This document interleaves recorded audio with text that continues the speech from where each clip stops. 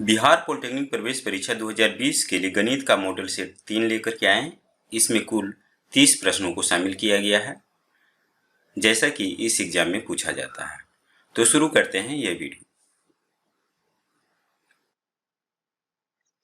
प्रश्न संख्या 1। निम्नलिखित में कौन सा एक अनवसानी पुनरावर्ती दशमलव प्रसार नहीं है? इसके 4 ऑप्शन हैं। इसको आप हल कीजिए, आंसर कमेंट में दीजिए। इसके लिए आपको मिलता है 30 सेकेंड।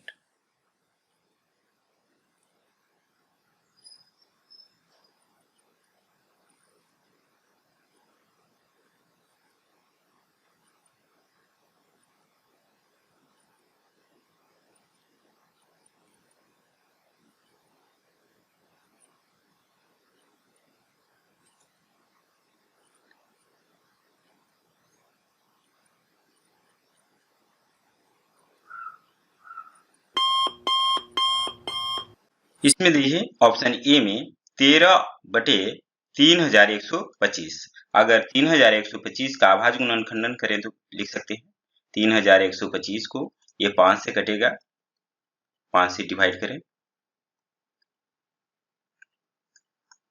625, फिर 5 से डिवाइड करें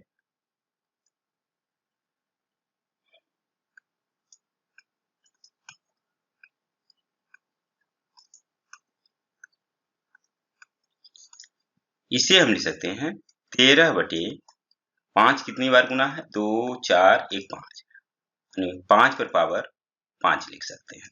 तो जिसका हर 2 टू दी पावर m और into 5 to the power n के रूप में हो, उसका दशमलव प्रसार शांत होता है, अनवसानी पुनरावर्ती नहीं होता है। अर्थात इसका ऑप्शन ये होगा, आंसर ये होगा।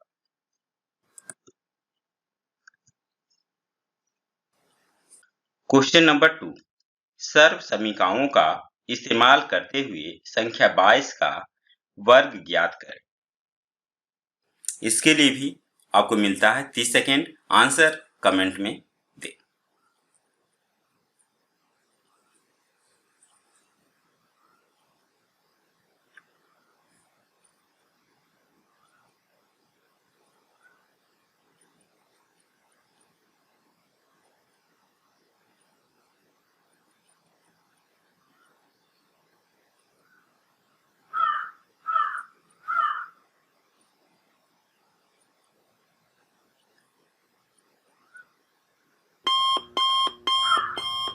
इस प्रश्न में कहा गया है सर्व समीकरणों का इस्तेमाल करते हुए 22 का वर्ग ज्ञात करें। मतलब क्या हुआ कि जैसे a प्लस बी का होल स्क्वायर का फॉर्मूला आप जानते हैं, उसी तरह किसी फॉर्मूला पे बैठा करके इसका वर्ग निकालें। 22 का वर्ग निकालने के लिए आप कह सकते हैं 20 प्लस 2 का वर्ग। इसे a प्लस बी के वर्ग के रूप में हम तोड़ सकते हैं, तो इसका हम लिख सकते हैं a का वर्ग अर्थात 20 का वर्ग प्लस 2ab 2 इंटू 20, बी की जगह पे 2 प्लस बी स्क्वायर 2 का वर्ग, ये आ जाएगा 400 प्लस 80 प्लस 4, ये आ जाएगा 484। ऐसे भी अगर 22 का वर्ग आप निकालेंगे तो भी उतना ही आएगा। तो सर्व समीकरणों का इस्तेमाल करके सिर्फ उलझाने के लिए आप किसी भी तरीके से वर्ग निकालेंगे, इसका आंसर 484 आएगा, जो कि ऑप्शन ए में है। इसका सही जवाब ऑप्शन ए होगा। देखते हैं अगला प्रश्न।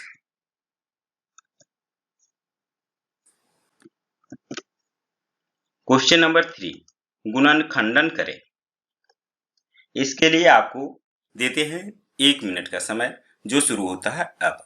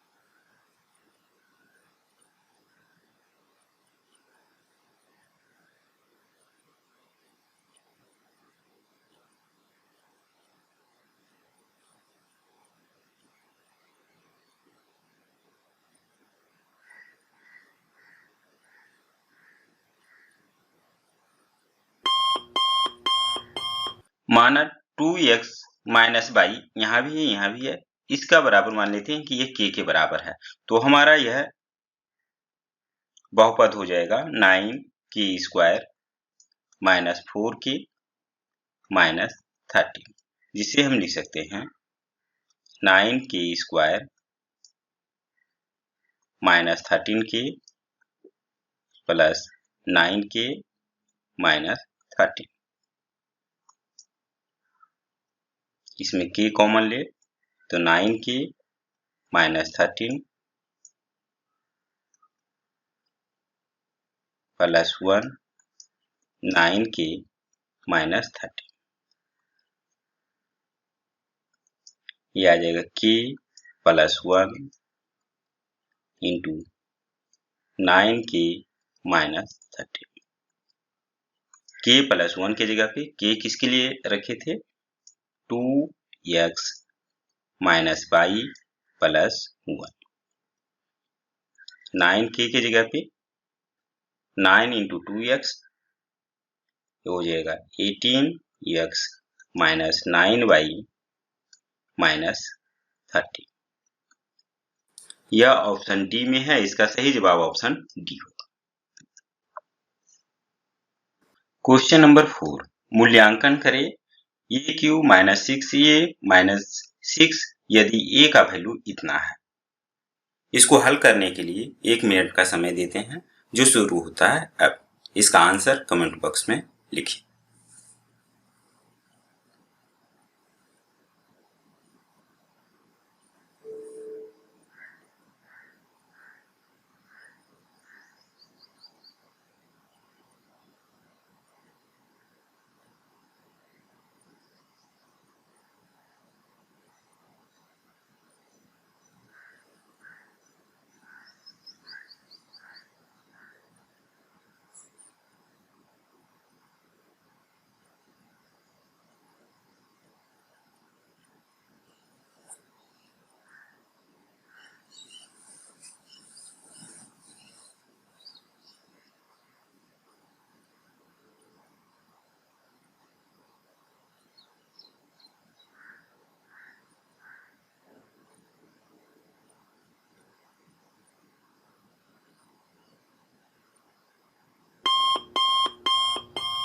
इस प्रश्न में दिया हुआ a बराबर इतना, दोनों तरफ होल क्यूब कर दीजिए। तो इधर आ जाएगा a क्यूब, दूसरी तरफ a प्लस b का होल क्यूब के फॉर्मूला पर इसे हम तोड़ सकते हैं। तो जिसे लिख सकते हैं a क्यूब अर्थात 2 टू द पावर 2/3 इसका whole cube plus b cube, इसके जगह पे लिख सकते हैं 2 टू द पावर 1/3 पर power 3 plus 3ab 3 into 2 to the power 2/3 into 2 to the power 1/3 into a plus b की जगह पे 2 to the power 2/3 plus 2 to the power 1/3।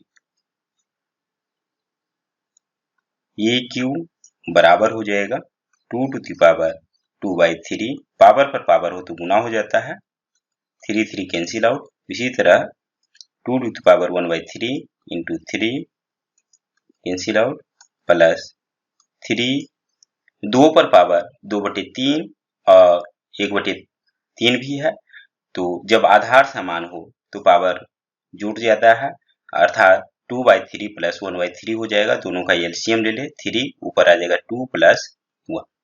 देखिए इतना बराबर दिया हुआ था e, तो इसके जगह पे हम e लिख सकते हैं। तो देखिए क्या हो जाएगा, 2 पर पावर 2 यह 4 के बराबर, 2 पर पावर 1 यह 2 के बराबर, यहाँ आ जाएगा 2 प्लस 1 यह 3, नीचे भी 3 कैंसिल आउट, अर्थात 2 पर पावर 1 आ जाएगा। तो यह आ जाएगा 3 गुने 2 6 इंटू ए 6a,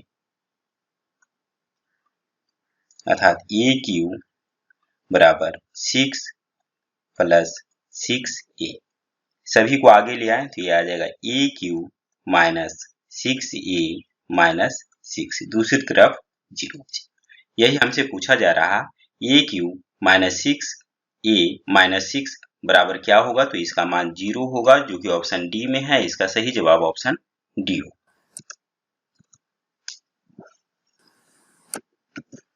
क्वेश्चन नंबर 5, राहुल अपनी चाची की उम्र का 1/3 है। अब से 15 वर्ष बाद उसकी उम्र का आधा होगा। उसकी चाची की उम्र 5 साल पहले क्या थी? इसके लिए 1 मिनट का समय देते हैं, जो कि शुरू होता है अब।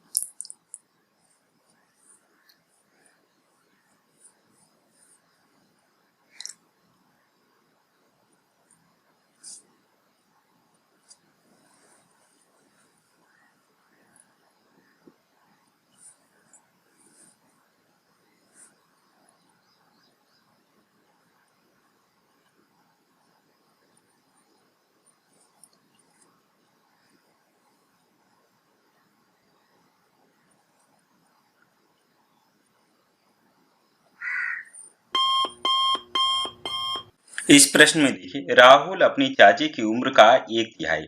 मान लिया कि राहुल का वर्तमान उम्र जो है वही x है, तो उस समय चाची की वर्तमान उम्र क्या हो जाएगी?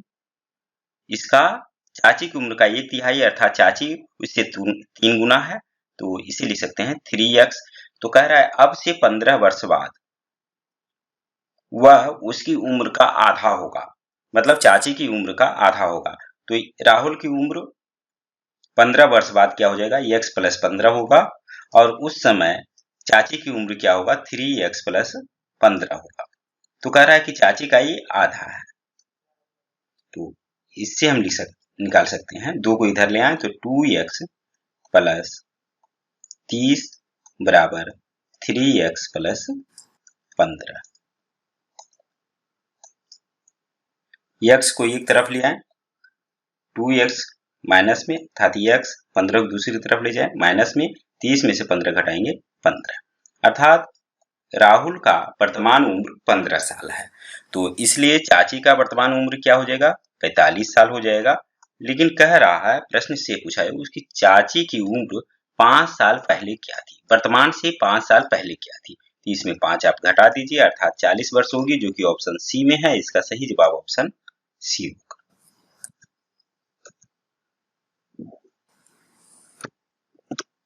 क्वेश्चन नंबर 6, यदि f(x) बराबर इतना हो तो f2 माइनस f माइनस 1 का मान क्या होगा? आसान प्रश्न है, इसके लिए हम आधा मिनट का समय देते हैं, जो शुरू होता है अब।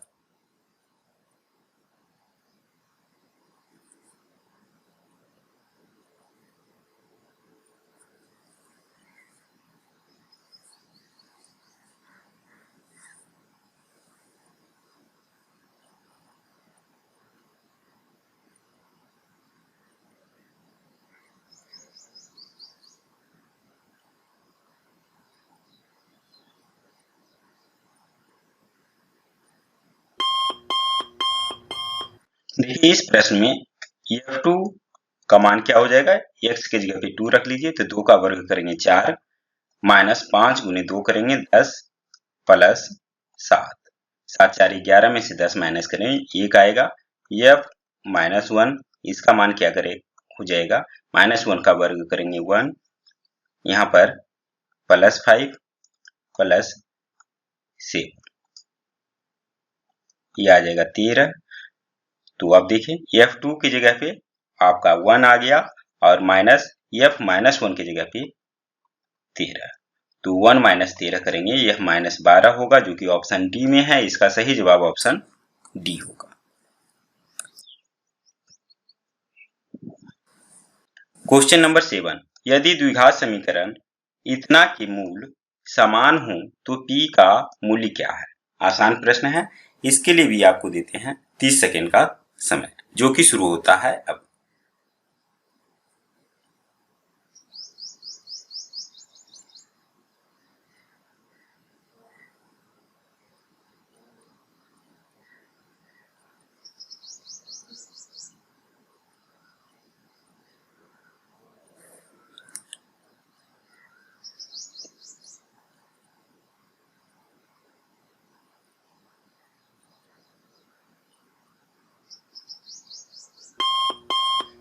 किसी द्विघात समीकरण के मूल समान तब होंगे जब d की वैल्यू विवेचक का मान 0 होगा।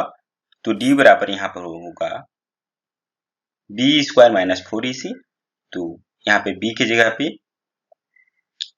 माइनस p माइनस 2 इसका वर्ग माइनस 4ac, a की जगह पे 4 और c की जगह पे 1 इक्वल टू 0। तो आप लिख सकते हैं इसका ये हो जाएगा p माइनस 2 का स्क्वायर बराबर 16, इसे हम लिख सकते हैं प्लस माइनस 4 का होल स्क्वायर। तो देखिए इधर भी स्क्वायर कैंसिल, अर्थात p minus 2 equal to plus 4 भी हो सकता है और p minus 2 equal to minus 4 भी हो सकता है। तो देखिए इससे हमें मिल जाएगा p बराबर प्लस 6 होगा और दूसरे से हमें मिलेगा p बराबर माइनस 2। तो p की वैल्यू माइनस 2 प्लस 6 ये दोनों होगा।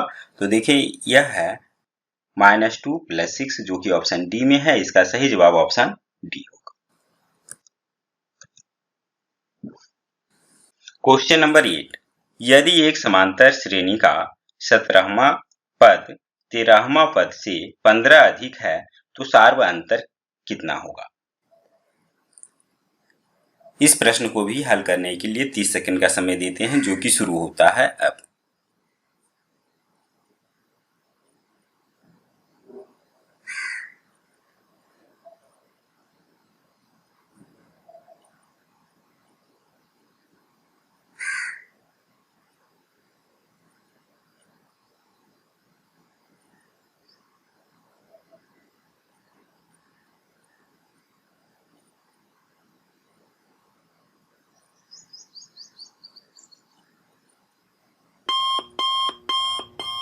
सत्रहवां पद 13वां पद का अंतर जो होगा वह 17 में से 13 घटाएं, यह 4 इंटू सार्व अंतर d 4d के बराबर होगा, जिसका मान कह रहा है कि 15 है। तो d की वैल्यू सार्व अंतर निकालने के लिए कह रहा है, d का मान कितना हो जाएगा 15/4। इसको भाग दे दीजिए, 4 तिया 12 3 7 5 यह होगा जो कि ऑप्शन बी में है। इसका सही जवाब ऑप्शन बी होगा। क्वेश्चन नंबर 9, यदि 2 और 3 के गुणकों को तब तक लिखा जाता है जब तक कि प्रत्येक अनुक्रम में 100 पद पूरे न हो जाएं। उपरोक्त अनुक्रमों में से कितने पद समान होंगे। इस प्रश्न को हल करने के लिए 1 मिनट का समय देते हैं जो कि शुरू होता है अब।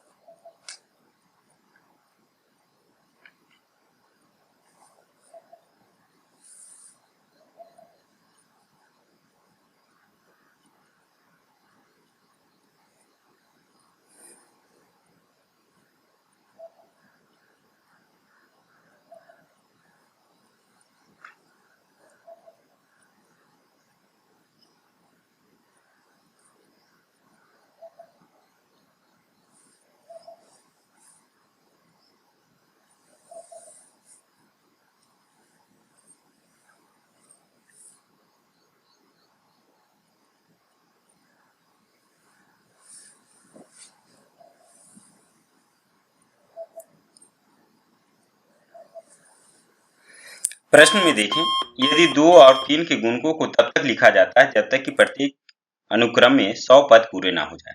अर्थात 2 का जब अनुक्रम लिखा जाता है तो 2 4 6 इस तरीका से लिखा जाता है। तो एक कहां तक जाएगा, जब तक कि इसका 100वां पद आ जाए। तो 100वां पद क्या हो जाएगा, यह 200 तक जाएगा। उसी तरीका से 3 6 9 इसका 100वां पद जो है 300 तक जाएगा। कह रहा है कि दोनों में मिलने वाला पद, सबसे पहला मिलने वाला पद 6 6 और ये कब तक मिलेगा, 200 के अंदर तक ही जितना भी है वही मिलेगा, क्योंकि 200 से आगे इसमें तो है ही नहीं। तो दूसरा वाला में दोनों में तो मिलेगा नहीं। तो देखिए जो भी हमारे पास पद मिलेंगे वो 6 का गुणज मिलेगा। तो यहाँ पर पहला पद ए बराबर 6 सार्व अंतर डी, इसका मान भी 6 होगा और इसका अंतिम पद जो होगा 200 से जस्ट पहले वाला, तो अर्थात देखें वो अंतिम पद कौन सा होगा, Tn टर्म बराबर जो होगा वह 200 को अगर 6 से हम भाग दे दें, अर्थात 198 अंतिम पद ये मिलेगा। तो 6 का गुणज वाले जितने पद मिलेंगे वही इसका समान पद होगा। तो ऐसे 33 पद मिलेंगे जो कि ऑप्शन डी में है। इसका सही जवाब ऑप्शन डी होगा।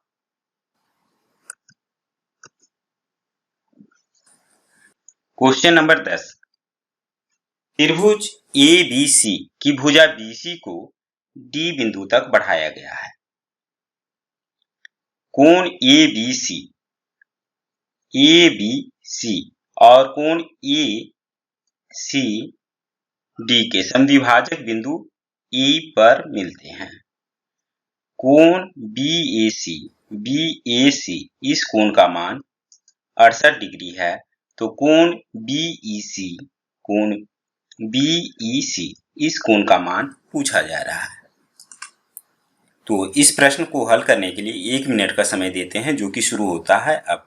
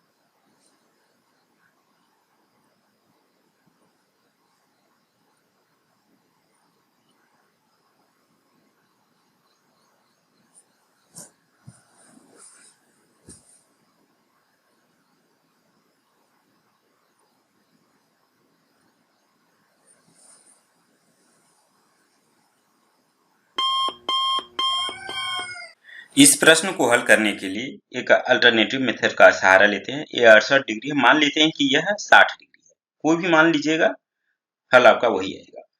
तो अगर ये 60 डिग्री लेते हैं तो इस कोण का मान क्या होता है, हम जानते हैं कि सुदूर के अंतर कोणों के योग के बराबर होता है, अर्थात कि 60 डिग्री प्लस 68 डिग्री, ये हो जाएगा 128 डिग्री। तो देखिए इसका आधा ये 30 डिग्री होगा। ठीक इसी प्रकार से 128 का आधा ये हो जाएगा 64 डिग्री, यहां से यहां तक। अच्छा, जब इतना आ जाएगा तो इस कोण का मान हम निकाल सकते हैं। ये 68 डिग्री, ये 60 डिग्री, तो ये आ जाएगा 52 डिग्री। अर्थात इस पूरे यहां से यहां तक कोण का मान 52 प्लस 64 हम कर सकते हैं। तो ये आ जाएगा 4 तो 6 और 6 5 11, 116 डिग्री। तो अब देखें इस त्रिभुज में दो कोण मालूम है, 30 डिग्री 116 डिग्री, तो इस कोण का मान हम निकाल सकते हैं। यह हो जाएगा 180, तीनों कोणों का योग होता है, उसमें से हम इन दोनों को योग करके घटा दें, अर्थात 116 में जब 30 जोड़ेंगे तो यह हो जाएगा 146 डिग्री। जब घटा देंगे तो यह आ जाएगा 34 डिग्री, जो कि इसका मान होगा। यही पूछा जा रहा है जो कि ऑप्शन बी में है। इसका सही जवाब ऑप्शन बी होगा।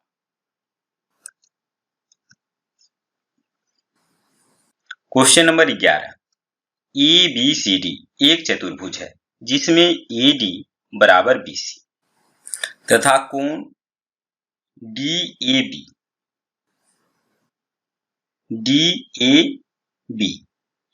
यह कोण बराबर है कोण CBA इस कोण के बराबर है। यदि कोण CAB इसका मान 30 डिग्री है, तब कोण AOB इसका मान पूछ रहा है। इस प्रश्न को हल करने के लिए 1 मिनट का समय देते हैं जो कि शुरू होता है अब।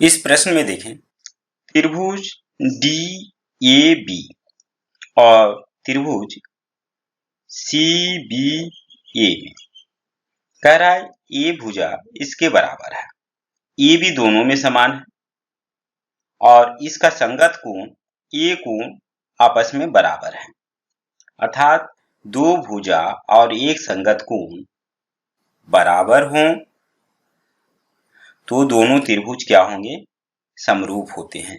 ऐसे दोनों त्रिभुज समरूप होंगे अर्थात संगत कोण भी बराबर होंगे। तो इसका ये कोण अगर 30 डिग्री है तो इसका संगत ये कोण जो होगा ये भी 30 डिग्री होगा, अर्थात 30 30 60 डिग्री। तो इसका मान इस त्रिभुज में कितना आएगा, 180 में से घटाते हैं 60 डिग्री, यह आ जाएगा 120 डिग्री, जो कि ऑप्शन सी में है। इसका सही जवाब ऑप्शन सी होगा।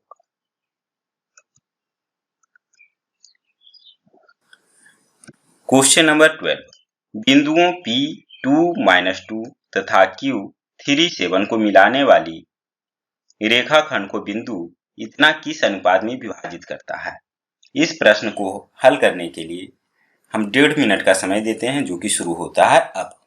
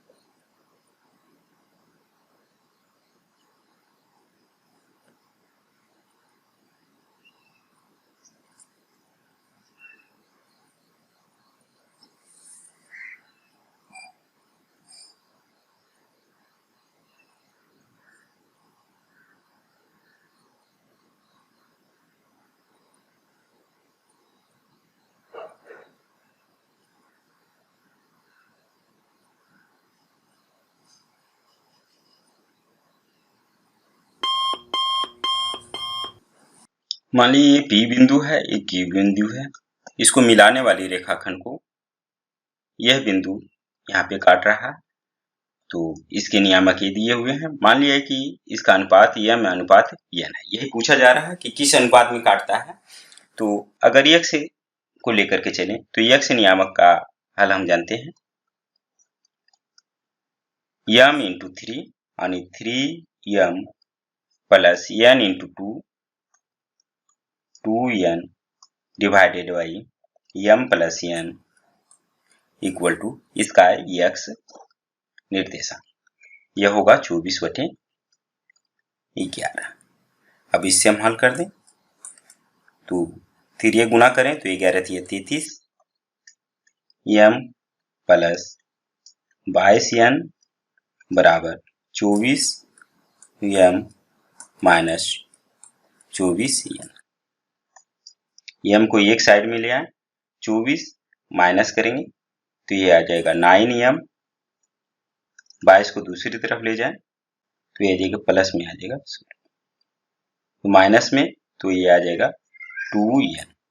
तो हमें निकालना है इसका अनुपात क्या हो जाएगा, m बाई n का क्या होगा तो 2/9 होगा, अर्थात 2:9 होगा, जो कि ऑप्शन सी में है। इसका सही जवाब ऑप्शन सी होगा। क्वेश्चन नंबर 13, यदि बिंदु इतना तथा इतना एक रैखिक हों तो इसका मान क्या होगा। इसे हल करने के लिए 1 मिनट का समय देते हैं, जो कि शुरू होता है अब।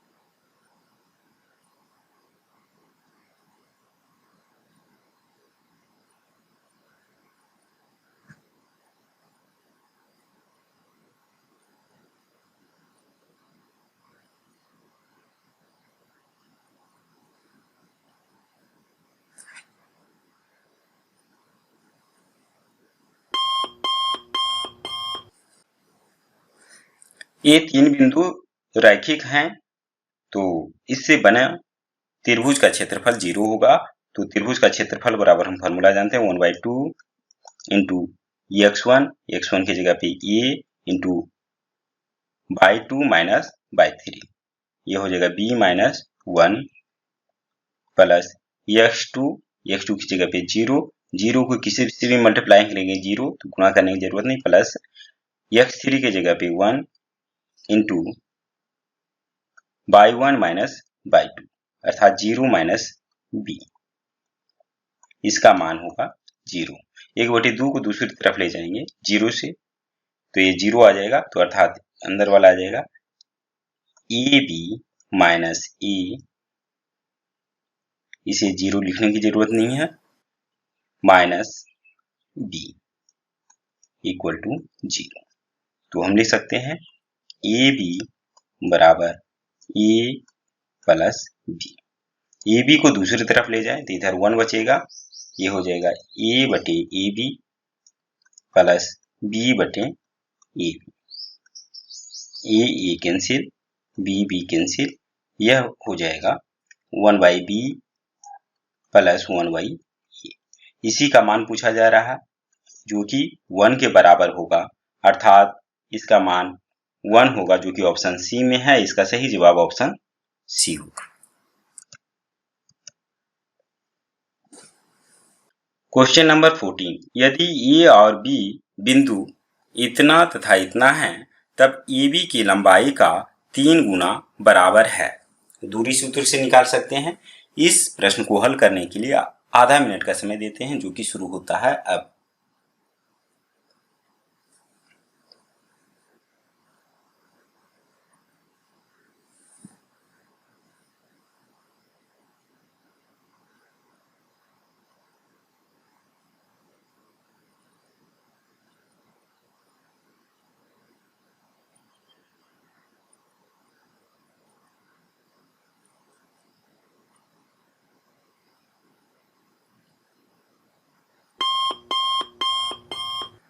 AB की लंबाई क्या होगा, ये हम जानते हैं, x नियामकों का अंतर अर्थात -6 माइनस 1 प्लस 1 हो जाएगा, तो -5 का वर्ग आ जाएगा, प्लस 5 माइनस 5 अर्थात 7 प्लस 5 हो जाएगा, 7 5 12, इसका वर्ग, ये आ जाएगा 25 प्लस 144 169 या 13 आ जाएगा। तो ए बी का लंबाई हमें मिल गया है, लेकिन कह रहा है इसकी लंबाई का 3 गुना कितना है, तो इसको 3 से जब गुना करेंगे ये आ जाएगा 39, जो कि ऑप्शन सी में है। इसका सही जवाब ऑप्शन सी होगा।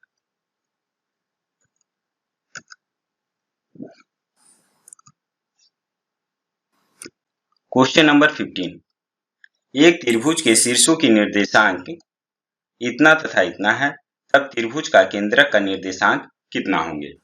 इस प्रश्न को हल करने के लिए भी आधा मिनट का समय देते हैं, जो कि शुरू होता है अब।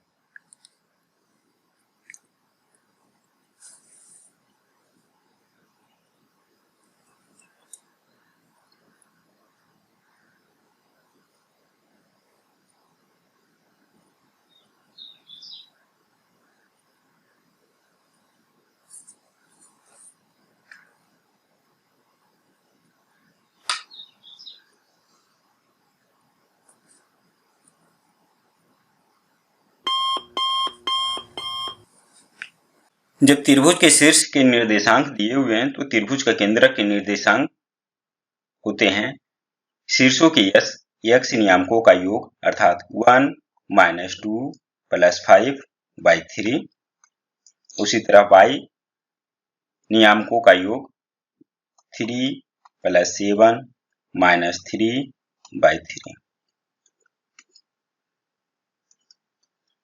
यह आ जाएगा 6 में से 2 माइनस करेंगे 4/3 7/3, जो कि ऑप्शन बी में है। इसका सही जवाब ऑप्शन बी होगा।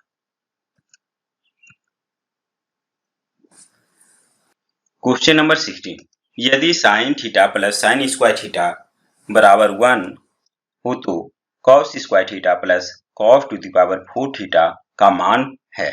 इस प्रश्न को हल करने के लिए आधा मिनट का समय देते हैं, जो कि शुरू होता है अब।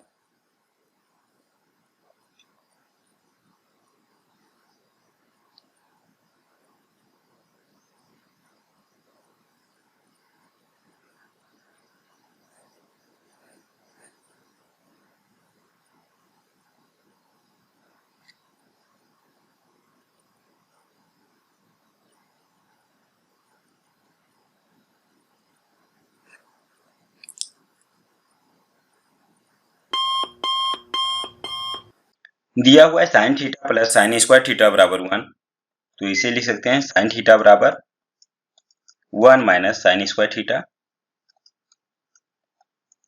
और 1 माइनस साइन स्क्वायर थीटा बराबर हम जानते हैं कि यह होता है कॉस स्क्वायर थीटा। अर्थात हम साइन स्क्वायर थीटा बराबर हम लिख सकते हैं इसका वर्ग कर दें और इसका भी वर्ग कर दें, तो ये आ जाएगा sine cos two the power 4 theta. तो अब इस प्रश्न में देखें कि cos square theta plus cos two the power 4 theta का मान निकालना है। कॉस स्क्वायर थीटा बराबर होता है साइन थीटा, इसके जगह पे हम लिख सकते हैं sine theta, plus cos two the power 4 theta, इसके जगह पे हम लिख सकते हैं sine square theta.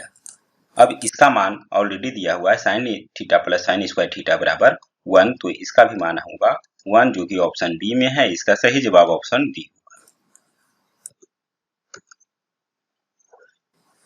Question number 17, इस व्यंजक का मान होगा। इस प्रश्न को हल करने के लिए आधा मिनट का समय देते हैं, जो कि शुरू होता है अब। अपना जवाब कमेंट बॉक्स में दें।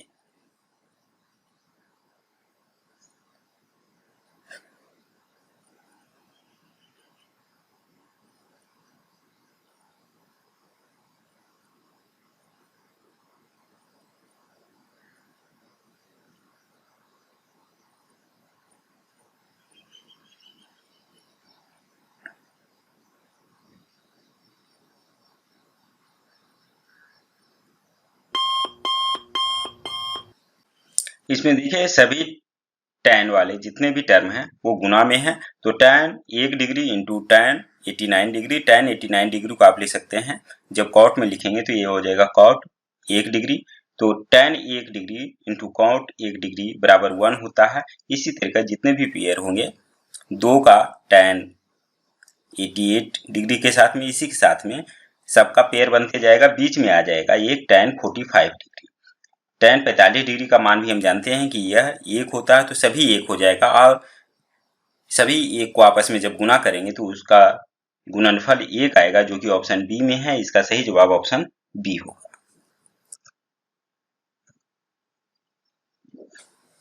क्वेश्चन नंबर 18, इस व्यंजक का मान क्या है, यह किसके बराबर है। इसे हल करने के लिए भी आधा मिनट का समय देते हैं, जो कि शुरू होता है अब।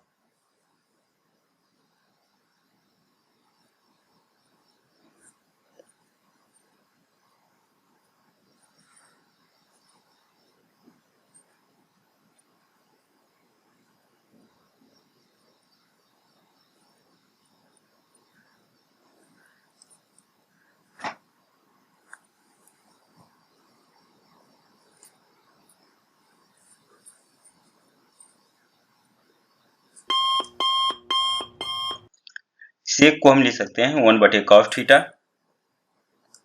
प्लस साइन थीटा बटे cos थीटा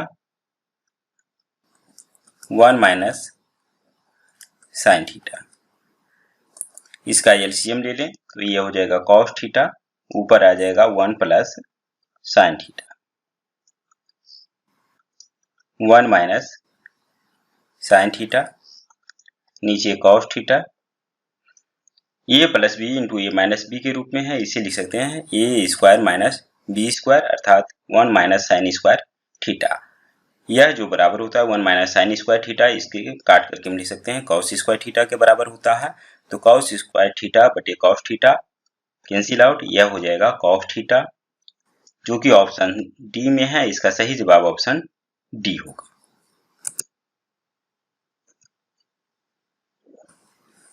क्वेश्चन नंबर 19, इसका मान है। इसे हल करने के लिए आधा मिनट का समय देते हैं, जो कि शुरू होता है अब।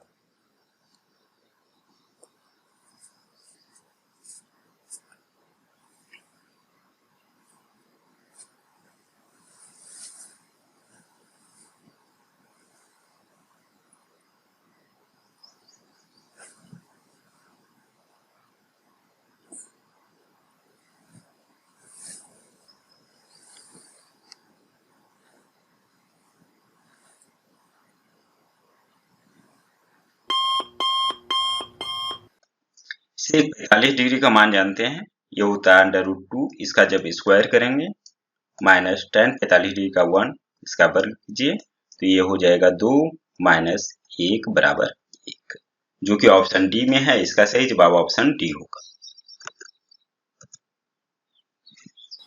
क्वेश्चन नंबर 20, एक दीवार के साथ लगी सीढ़ी क्षैतिज रेखा के साथ 60 डिग्री का कोण बनाती है। यदि सीढ़ी का पाद दीवार से 2.5 मीटर की दूरी पर है तो सीढ़ी की लंबाई होगी।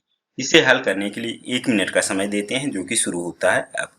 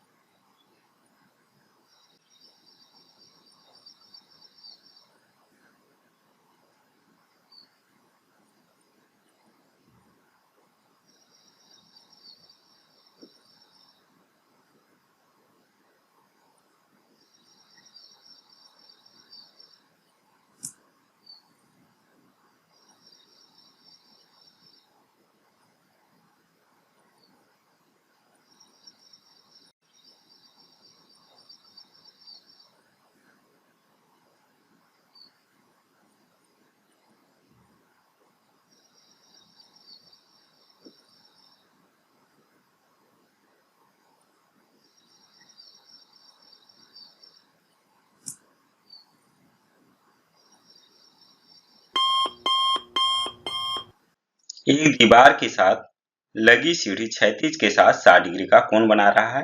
दीवार है, इसमें एक सीढ़ी लगी हुई है जो क्षैतिज के साथ 60 डिग्री का कोण बना रही है।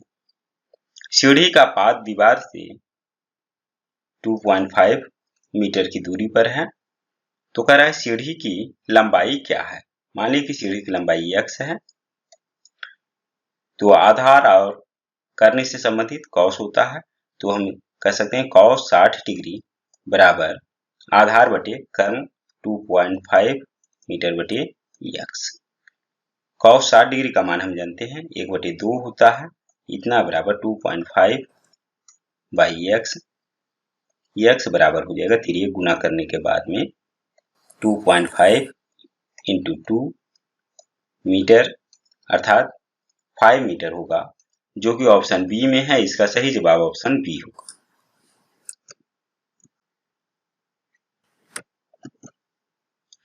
क्वेश्चन नंबर 21, निम्नांकित आकृति में यदि TP तथा TQ केंद्र O वाले किसी वृत्त की दो स्पर्श रेखाएं इस प्रकार हों कि कोण POQ यह 110 डिग्री है, तो कोण PTQ इसका मान क्या होगा। इस प्रश्न को हल करने के लिए 30 सेकंड का समय देते हैं, जो शुरू होता है अब।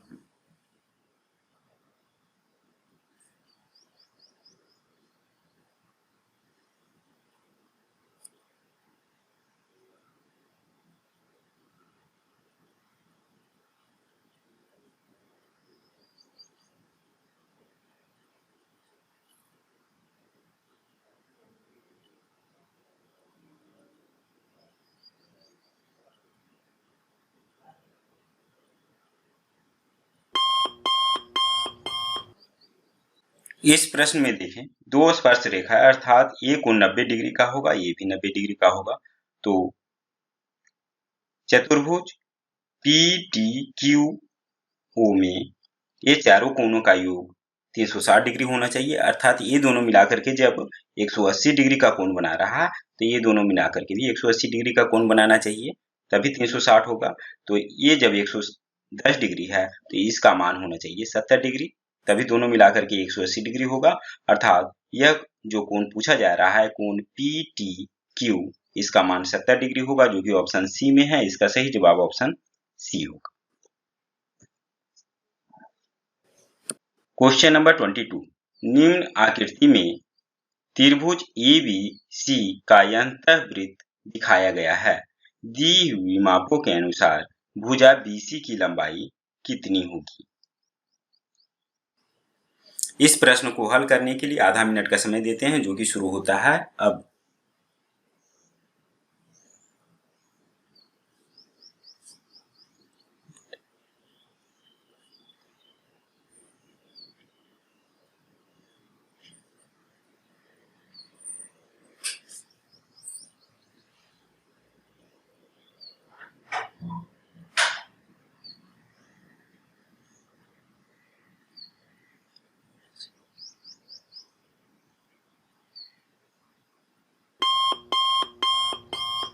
इसमें देखें, बी से इस वृत्त पर कह सकते हैं कि स्पर्श रेखा खींची गई है जिसकी लंबाई यह 4 है, तो यह भी 4 सेंटीमीटर होगा।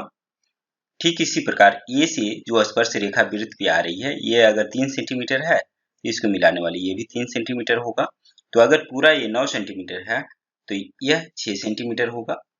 सी से खींची गई स्पर्श रेखा की लंबाई, तो एक तरफ अगर 6 सेंटीमीटर है, तो इसकी लंबाई भी 6 सेंटीमीटर होगा। तो हमसे जो पूछा गया है बीसी की लंबाई क्या होगा, तो यह हो 4 सेंटीमीटर प्लस 6 सेंटीमीटर होगा बराबर 10 सेंटीमीटर इसकी लंबाई होगी, जो कि ऑप्शन डी में है। इसका सही जवाब ऑप्शन डी होगा। क्वेश्चन नंबर 23, यदि समद्विबाहु त्रिभुज की समान भुजाएं असमान भुजा की 5/6 है और असमान भुजा 12 इकाइयां हैं, समद्विबाहु त्रिभुज का क्षेत्रफल क्या होगा? इस प्रश्न को हल करने के लिए 1 मिनट का समय देते हैं, जो कि शुरू होता है अब।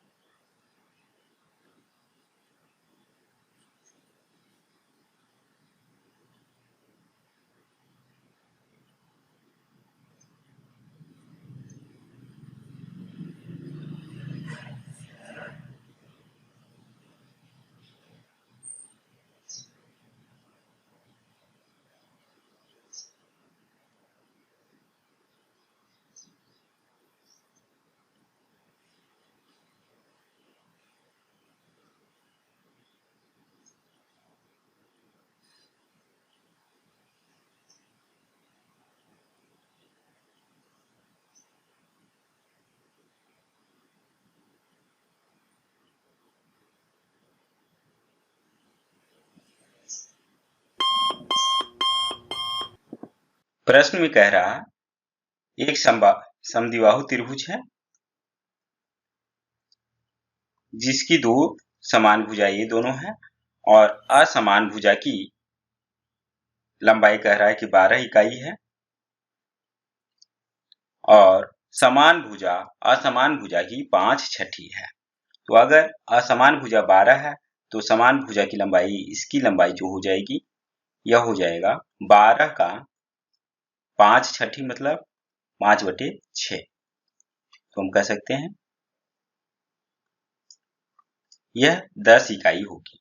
तो जब इससे शीर्ष से हम लंब डालेंगे, तो ये दोनों भुजा बराबर है, तो यह आधार को समद्विभाग करेगा, अर्थात यह 12 इकाई है, तो यह 6 इकाई हो जाएगी। तो कर 10, एक भुजा 6, तो दूसरा भुजा की लंबाई, ऊंचाई अर्थात हम निकाल सकते हैं, यह कर्ण का वर्ग अर्थात 10 का वर्ग 100 माइनस अन्य भुजा का वर्ग 6 का वर्ग करेंगे 36, यह आ जाएगा √64 बराबर 8। ऊंचाई 8 इकाई आ गए।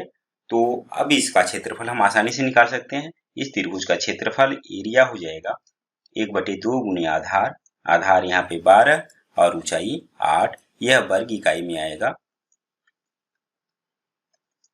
यह 48 वर्ग इकाई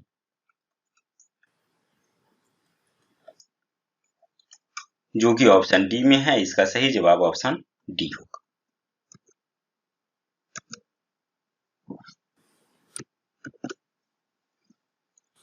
क्वेश्चन नंबर 24, वर्ग और आयत दोनों का परिमाप प्रत्येक का 40 मीटर के बराबर है और क्षेत्रफल के बीच का अंतर 25 वर्ग मीटर है। आयत का क्षेत्रफल क्या होगा? इस प्रश्न को हल करने के लिए हम आधा मिनट का समय देते हैं, जो कि शुरू होता है अब।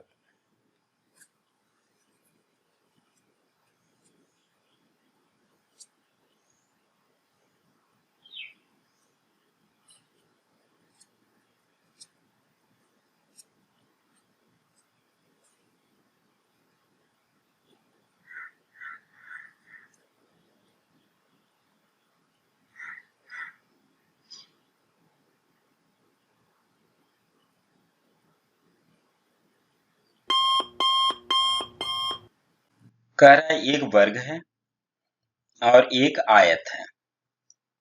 दोनों का परिमाप बराबर है। तो वर्ग का परिमाप अगर 40 मीटर है तो इसकी एक भुजा, इसका चौथाई 10 मीटर होगा। तो इसका एरिया जो हो जाएगा, इसका वर्ग 100 वर्ग मीटर आ जाएगा। कह रहा है कि वर्ग और आयत का परिमाप बराबर है और क्षेत्रफलों के बीच 25 वर्ग मीटर का अंतर है। तो आयत का क्षेत्रफल क्या होगा? देखिए, जब परिमाप बराबर होता है तो वर्ग का क्षेत्रफल आयत के क्षेत्रफल से हमेशा ज्यादा होता है। तो अगर इसका 100 वर्ग मीटर है तो आयत का कह रहा है कि कितना होना चाहिए, क्योंकि दोनों का अंतर 25 वर्ग मीटर है। तो इसका 100 में से 25 हम घटा दें, ये आ जाएगा 75 वर्ग मीटर आयत का क्षेत्रफल होगा, जो कि ऑप्शन डी में है। इसका सही जवाब ऑप्शन डी होगा।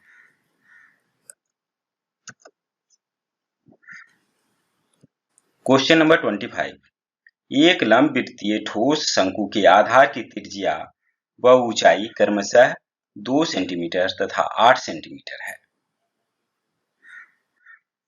एक लंबवृत्तीय ठोस शंकु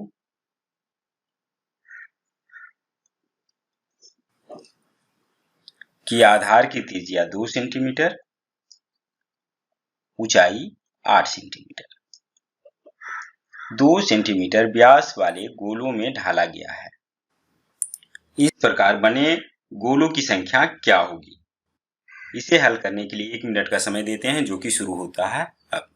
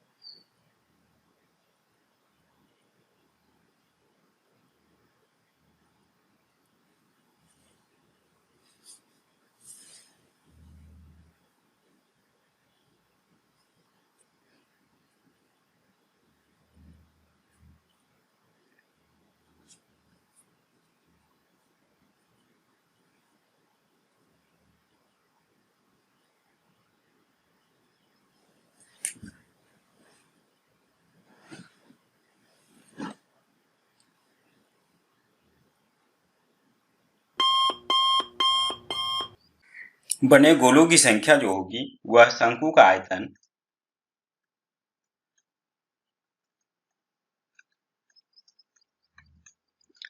बटे एक गोले का आयतन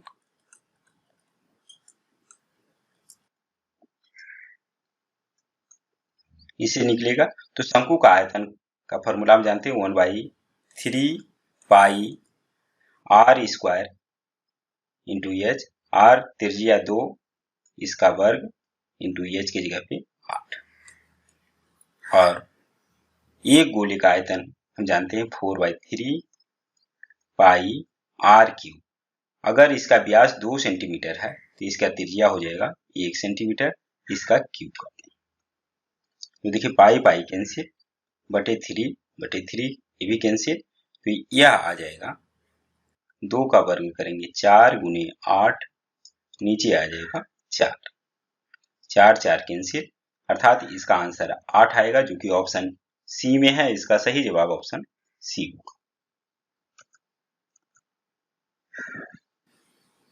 क्वेश्चन नंबर 26, दो घनों जिनमें से प्रत्येक की भुजा 4 सेंटीमीटर है को परस्पर छोर से छोर मिलाकर एक घनाभ बनाया गया है। इस प्रकार बने घनाभ का पृष्ठीय क्षेत्रफल होगा। इस प्रश्न को हल करने के लिए 1 मिनट का समय देते हैं, जो कि शुरू होता है अब।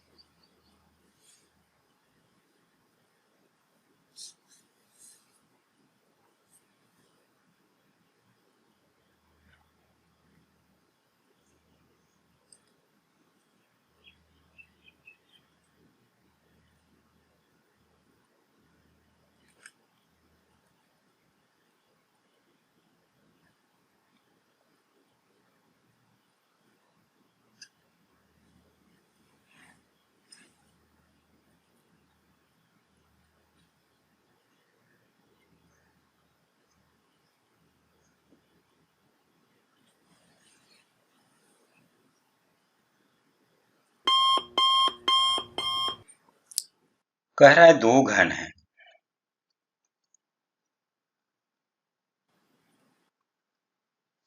पहला घन और इसी के बगल में दूसरा घन, ये दोनों को सटा दिया जाता है। तो इस प्रकार जो घना बनता है उसका पृष्ठीय क्षेत्रफल निकालना है। घन की प्रत्येक भुजा 4 सेंटीमीटर थी, तो यहाँ पर क्या हो जाएगा, लंबाई यल हो जाएगा 8 सेंटीमीटर, चौड़ाई इसकी 4 सेंटीमीटर ही रहेगा और इसकी ऊंचाई ये भी 4 सेंटीमीटर ही रहेगा। तो पृष्ठीय क्षेत्रफल का फॉर्मूला हम जानते हैं, 2 इंटू लंबाई गुने चौड़ाई प्लस चौड़ाई गुने ऊंचाई प्लस ऊंचाई गुने लंबाई। इसी फॉर्मूला पे 2 गुने लंबाई गुने चौड़ाई करेंगे 32, 8 चौक 32, चौड़ाई गुने ऊंचाई 4 चौक 16 प्लस ऊंचाई गुने लंबाई ये 4 गुने 8 32, इतना स्क्वायर सेंटीमीटर आएगा, जो कि 2 इंटू 8, 8 तो 10 के सुनो, बाकी 1 4 1 5 5 3 8, अर्थात 160 वर्ग सेंटीमीटर होगा, जो कि ऑप्शन बी में है। इसका सही जवाब ऑप्शन बी होगा। क्वेश्चन नंबर 27, यदि x1 x2 x3 xn का समांतर माध्य x डैश है तो इस व्यंजक का मान क्या होगा। इस प्रश्न को हल करने के लिए 1 मिनट का समय देते हैं, जो कि शुरू होता है अब।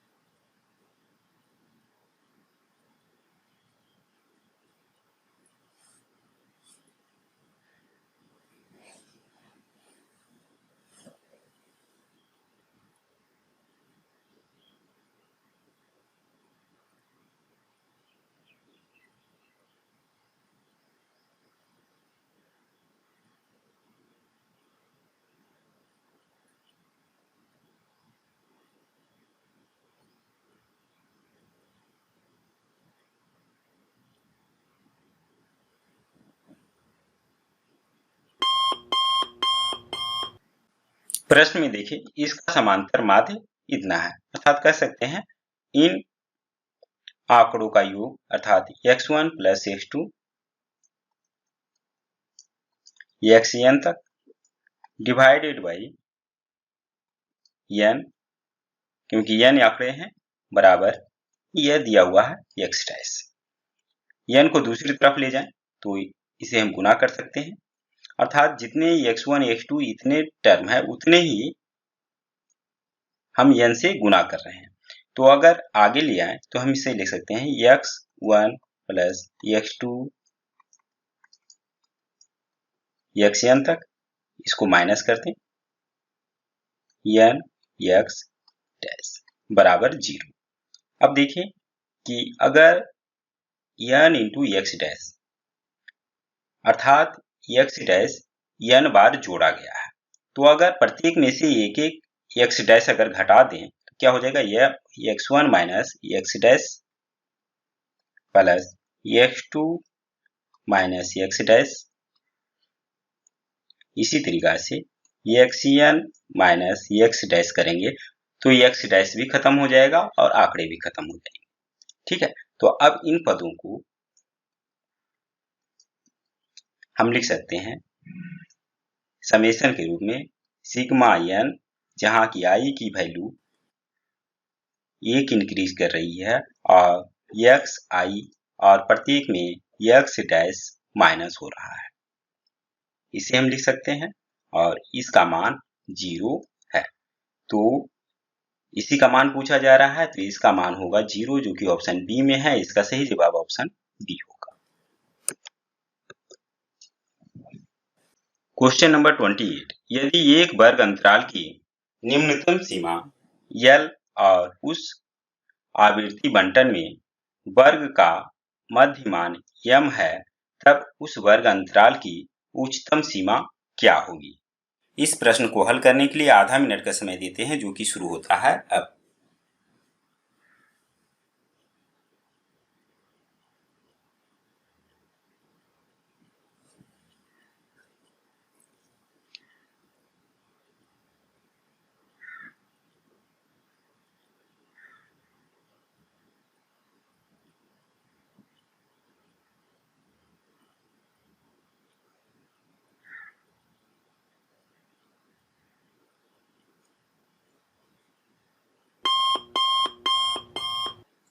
इसे एक एग्जाम्पल की मदद से समझते हैं।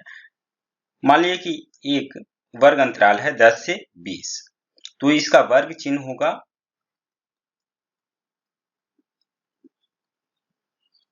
10 + 20 बटे 2, अर्थात 30 का आधा 15।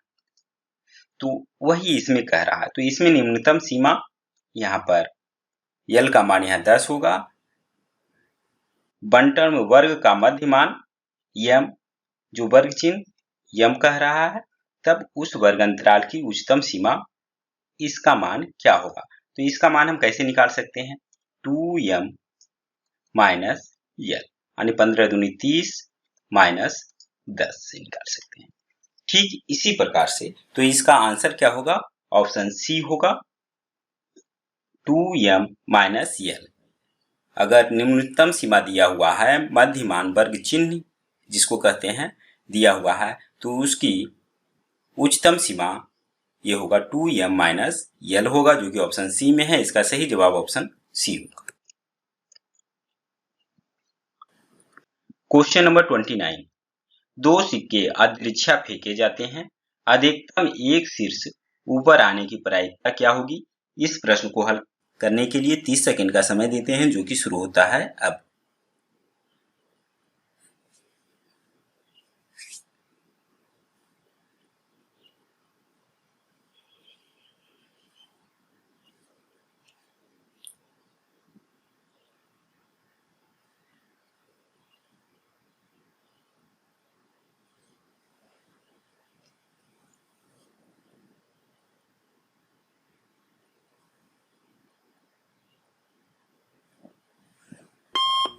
देखते हैं, कह रहा है कि अधिकतम एक शीर्ष ऊपर आए।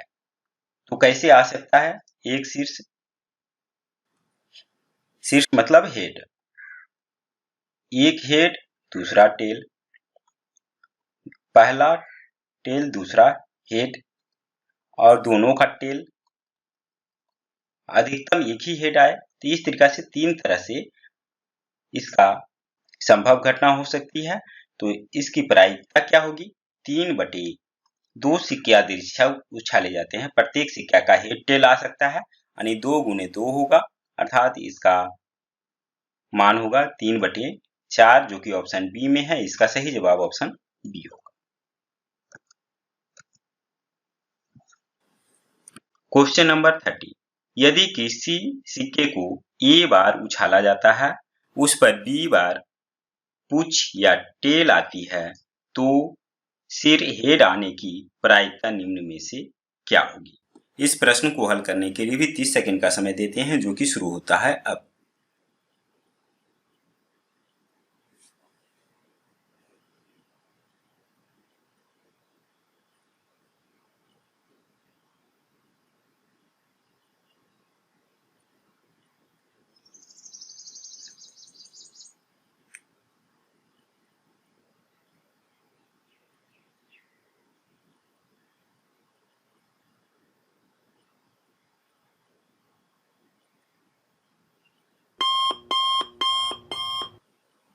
तो कह रहा है सिर आने की प्रायिकता क्या होगा? बी बार उसमें पूछ आती है, तो बाकी बार उसमें सिर आता होगा, क्योंकि हेड टेल दो ही सिक्के में आ सकते हैं। तो हेड आने की घटना जो होगी वो होगा ए माइनस बी, और कुल घटना जो घट सकती है, दो घटना घट सकती है एक बार में, और इस तरीका से ए बार उछाला गया तो 2 × ए घटना घट सकती है। तो इसकी प्रायिकता होगी ए माइनस बी बाई 2e, जो कि ऑप्शन सी में है। इसका सही जवाब ऑप्शन सी होगा। इस वीडियो में इतना ही। आशा है ये वीडियो आपको पसंद आई होगी, तो लाइक करें, शेयर करें एवं सब्सक्राइब करें। वीडियो को अंत तक देखने के लिए धन्यवाद।